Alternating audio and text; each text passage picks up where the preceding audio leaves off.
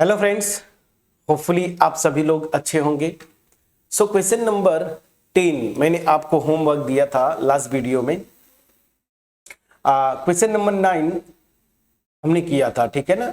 और question number 10 यहाँ पे, अच्छा 9 यहाँ पे देखिए, क्वेश्चन नंबर 9 किया था, ठीक है। ए प्लस बी मतलब हमें 9 में क्या था कि इस वेक्टर ए और बी दो वेक्टर्स दिए थे, तो ए प्लस बी वेक्टर की डायरेक्शन में यूनिट वेक्टर निकालना था। तो हमने ए प्लस बी पहले निकाला, वो आई कैप प्लस के कैप आया था।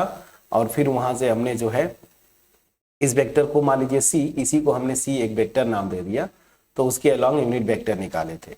उसी तरीके से अलोंग मतलब उसके डायरेक्शन में, उसी तरीके से क्वेश्चन नंबर 10 भी था। और मैंने आपको हिंट दिया था कि the vector in the direction of this vector which has magnitude 8 units, ठीक है।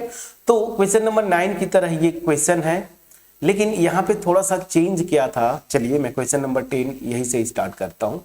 सो क्वेश्चन नंबर 10 यहाँ पे समझिए, लॉजिक समझने की बात है। यहाँ पे इस क्वेश्चन में जो दिया है पहले उसको समझिए। यहाँ पे ये वेक्टर मान लीजिए दे दिया, ठीक है ना। ये वेक्टर मेरा, ये मान लीजिए वेक्टर है, इसको मैं नाम दे देता हूं ए कैप, ठीक है ना। ये मेरा वेक्टर है। अब ये वेक्टर दिया है और इसके डायरेक्शन में मुझे वो वेक्टर चाहिए जिसका मैग्नीट्यूड जो है 8 यूनिट है, ठीक है ना।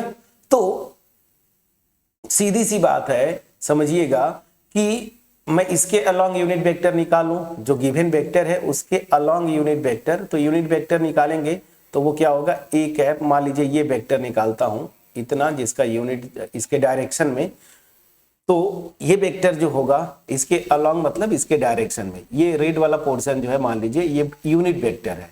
ये मेरा क्या है, यूनिट वेक्टर है in the direction of this given vector A, जिसको इस वेक्टर को मैं ए मान के चल रहा हूं, ठीक है ना, वेक्टर ए।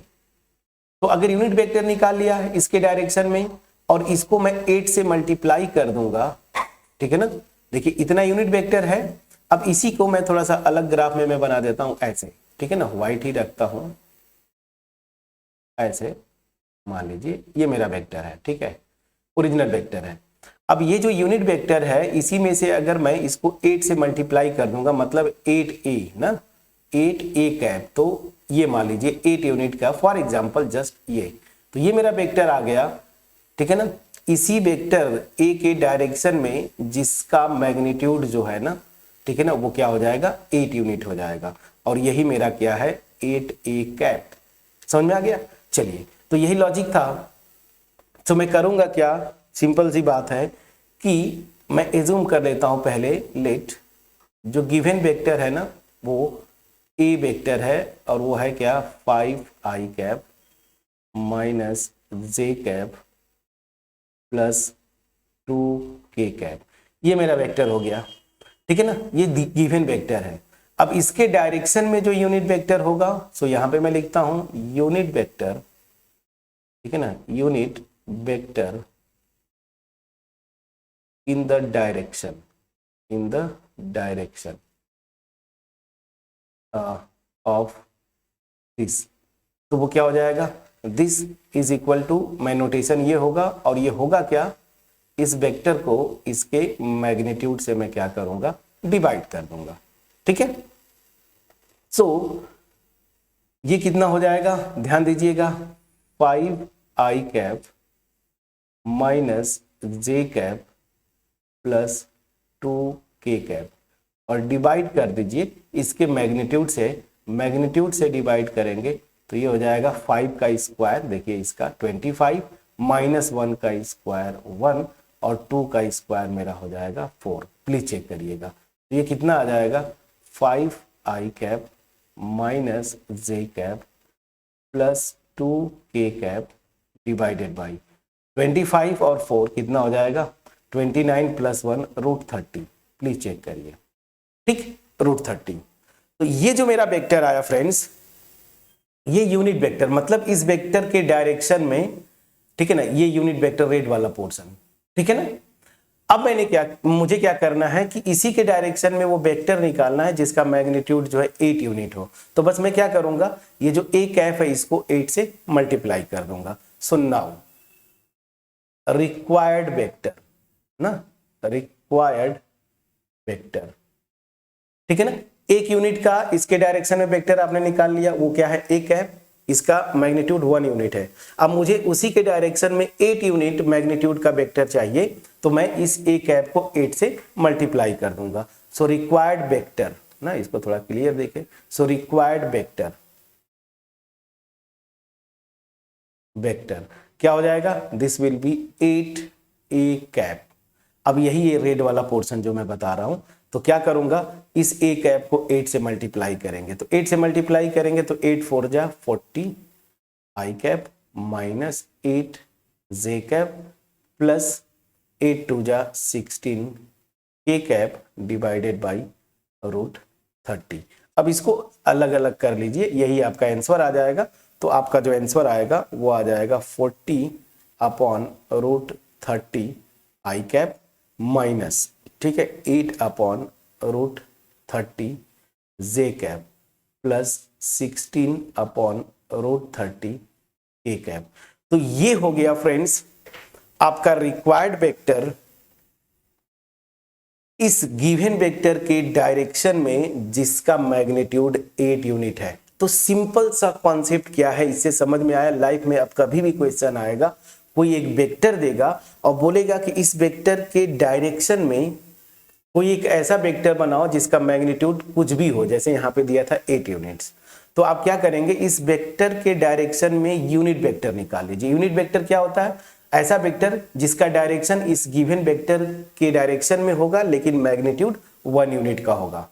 अब इसी को 8 से मल्टीप्लाई कर देंगे इस यूनिट वेक्टर को ना, तो क्या हो जाएगा, मुझे रिक्वायर्ड वेक्टर मिल जाएगा इसी वेक्टर के डायरेक्शन में जिसका मैग्नीट्यूड क्या हो जाएगा 8 यूनिट। और अगर आपको वेरीफाई करना है तो इसका मैग्नीट्यूड निकाल लीजिएगा, आप देखिएगा 8 यूनिट आएगा। ये होमवर्क छोड़ता हूं आपको, प्लीज चेक करिएगा, ठीक है। बोलिए क्रिस्टल क्लियर वे में पहुंच पाया कि नहीं। तो ग्राफिकल आप करके करेंगे तो चीजें और क्लियरली समझ में आती हैं फ्रेंड्स।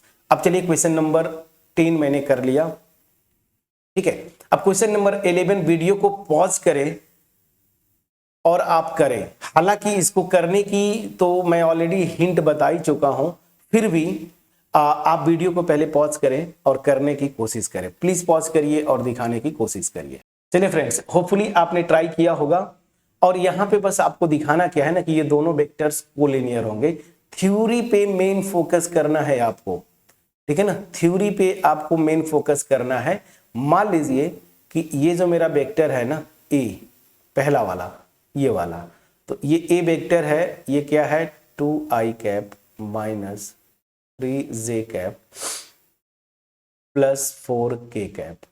और मान लीजिए जो बी वेक्टर है वो क्या है minus 4i cap plus 6j cap minus 8k cap, ठीक है ना। तो यहां पे ये दो वेक्टर्स हैं। अब आपको दिखाना कि ये दोनों वेक्टर जो है ना कोलिनियर होंगे। मैंने क्या कॉन्सेप्चुअली बताया था, दो वेक्टर्स अगर ए बार और बी बार है ये कोलिनियर होंगे। कोलिनियर मतलब एक लाइन के क्या होंगे फ्रेंड्स, पैरेलल होंगे। मैग्नीट्यूड अलग हो सकता है, डायरेक्शन भी अलग हो सकता है। तो आपको दिखाना क्या होता है कि vector A equal to lambda times vector B bar. अब जरा यहाँ पे ध्यान दीजिए कि मैं अगर इस पूरे कॉन्सेप्ट को देखिए, अगर मैं -2 कॉमन ले लेता हूं तो यही वेक्टर ए बार आ जाएगा। कैसे, ध्यान दीजिएगा। या फिर मैं ये दिखा दूं या फिर मैं ये दिखा दूं B bar equal to lambda times A bar, दोनों में से कोई एक दिखा दीजिए। तो यहाँ पे सबसे आसान नीचे वाला लगेगा। कैसे, सिंस बी वेक्टर जो है मेरा this is equal to -4i cap plus 6j cap, ठीक है, माइनस 8k कैप। यहां से आप -2 जरा कॉमन लीजिए।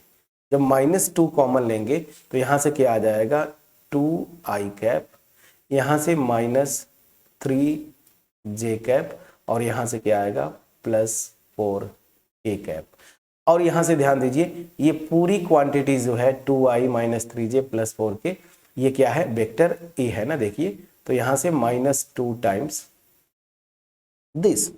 तो मैंने क्या दिखाया कि जो वेक्टर बी बार है वो lambda times vector A bar है, ठीक है ना। सो यहां पे लिख दीजिए since B bar this is equal to lambda times A bar, जहां पे where lambda is what -2, so this will imply vector A bar and vector B bar are collinear, ठीक है ना। यही आपको प्रूफ करना था। तो हालांकि मुझे क्वेश्चन छोड़ना चाहिए था, मुझे नहीं करना चाहिए, क्योंकि मैं इतना डिटेल में कॉन्सेप्ट आपको बताया था कि अगर कॉन्सेप्ट आप करके आए होते तो फिर ये क्वेश्चन में कोई दिक्कत नहीं होता, ठीक है। तो चलिए क्वेश्चन नंबर 11 भी हमने कर लिया, 10 भी किया, 11 भी। अब क्वेश्चन नंबर 12 क्या पूछ रहा है, find the direction cosines of the vector this. अब यहां पे ध्यान दीजिए, यहां पे भी लॉजिक है। क्वेश्चन नंबर 12 क्या पूछ रहा है कि इस क्वेश्चन में जो एक वेक्टर दिया है ना, इसके डायरेक्शन कोसाइंस निकालना है, इस वेक्टर का डायरेक्शन कोसाइंस। तो इस वेक्टर का डायरेक्शन कोसाइंस क्या होंगे फ्रेंड्स, इस वेक्टर का डायरेक्शन कोसाइंस। तो याद करिए थ्योरी में मैंने क्या बताया था, 2-3 चीजें। फिर से आप वो वीडियो चाहे तो देख सकते हैं, और अगर नोट किया है आपने तो भी आप वहां से देख सकते हैं। मैंने आपको कॉन्सेप्चुअली ये बताया था कि अगर कोई वेक्टर यूनिट वेक्टर है ना, तो इसके जो कंपोनेंट्स होते हैं ना, अगर ऐसे बोलूं स्केलर कंपोनेंट्स, तो वो क्या होते हैं, डायरेक्शन, उस वेक्टर का डायरेक्शन कोसाइंस बताते हैं। और नॉर्मली जो वेक्टर अगर कोई दिया है तो इसका जो होता है कंपोनेंट, स्केलर कंपोनेंट्स, वो डायरेक्शन रेशियोज बताते हैं। वो क्या बताते हैं, डायरेक्शन रेशियोज। अब कैसे चेक करेंगे कि कोसाइंस है कि रेशियोज, तो मैंने आपको बताया था कंपोनेंट्स जो होंगे ना, स्केलर कंपोनेंट्स, उसके स्क्वायर का सम 1 आना चाहिए। तो आई कैप का कोफिशिएंट जो है 1, फिर जे कैप का 2 तो 2 स्क्वायर, और के कैप का 3 तो 3 स्क्वायर। तो आप देखेंगे 9 + 4, ठीक है ना, 13, मतलब टोटल 14 आ रहा है ना। देखिए 9 + 4 13 + 1 14 आएगा, ये नॉट इक्वल टू 1। मतलब यहाँ पे जो वेक्टर दिया है ना, इसके जो कंपोनेंट्स आ रहे हैं वो क्या हो रहे हैं फ्रेंड्स, डायरेक्शन रेशियोज हो रहे हैं, ना कि कोसाइंस, ठीक है ना। आगे जब हम स्ट्रेट लाइन और प्लेन्स में करेंगे तो वहां पे डायरेक्शन कोसाइंस से रेशियो में बनाना, रेशियो से कोसाइंस, ये सारी चीजें आपको वहां पे बताए जाएंगी। बट यहाँ पे जो कॉन्सेप्ट हम स्टिक कर रहे हैं, जो सीख के आए हैं, वही हमें निकालना है। तो मैं क्या करूंगा, क्वेश्चन में समझ में आ गया कि ये जो वेक्टर दिया है उसके जो कंपोनेंट्स है ना, स्केलर कंपोनेंट्स, वो डायरेक्शन क्या है फ्रेंड्स, रेशियोज हैं, न कि कोसाइंस है। तो डायरेक्शन कोसाइंस बनाना है तो मैं क्या करूंगा, इसी वेक्टर के अलोंग जो है मैं क्या निकाल लूंगा, यूनिट वेक्टर निकाल लूंगा, और उस यूनिट वेक्टर के जो स्केलर कंपोनेंट्स होंगे वही क्या हो जाएगा, इस वेक्टर का क्या हो जाएगा, इस वेक्टर का डायरेक्शन कोसाइंस। मैं समझा पाया। तो यहां से क्या सीखा है आपने, सीधी सी बात, अगर कोई वेक्टर दिया है, अगर वो यूनिट वेक्टर नहीं है और आपको इस वेक्टर का डायरेक्शन कोसाइंस निकालने के लिए पूछे, तो आपका क्या करिए, इस वेक्टर के डायरेक्शन में यूनिट वेक्टर निकाल लीजिए, और यूनिट वेक्टर के जो कंपोनेंट्स आएंगे ना, मतलब स्केलर कंपोनेंट्स, वही क्या हो जाएंगे, इस गिवन ओरिजिनल वेक्टर के डायरेक्शन कोसाइंस। क्लियर है। अब ये चीजें समझ में आ गई होंगी। तो चलिए अब मैं, अगर इतनी चीजें समझ में आ गई तो मैं होमवर्क आपको देख सकता हूं। तो इतना समझाने के बाद फिर से एक मौका दे रहा हूं, आप जाइए ट्राई करिए। उसी तरीके से 13 भी, अगर 12 कर ले जाएंगे तो 13 भी हो जाएगा। तो चलिए 12 और 13 आपको अगेन होमवर्क छोड़ता हूं, आप ट्राई करिए। नहीं होता है अगली वीडियो में आप दोनों का सोल्यूशन देख लीजिए, 12 और 13।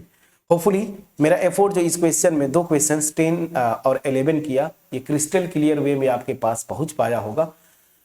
फिर भी अगर कोई डाउट होगा कमेंट सेक्शन में लिखेंगे, लेकिन अगर क्लियरली पहुंच पाया है तो आप कमेंट सेक्शन के थ्रू अप्रिशिएट करिए। आप जो है वीडियो को लाइक करें, फ्रेंड्स के साथ शेयर करें, चैनल पे नए हैं सब्सक्राइब करिए जरूर, बेल आइकन क्लिक करके रखें। और अगर आप रेगुलर विजिटर हैं और अभी तक सब्सक्राइब नहीं किया, फ्रेंड्स आप चैनल को सब्सक्राइब करें, बेल आइकन जरूर क्लिक करें। क्यों? क्योंकि आपका एप्रिसिएशन ही हमें मोटिवेट करता है इस तरह की वीडियोस बनाने के लिए। तो चलिए मिलते हैं नेक्स्ट वीडियो में, तब तक अपना ख्याल रखें, पढ़ाई करते रहें। Thank you so much.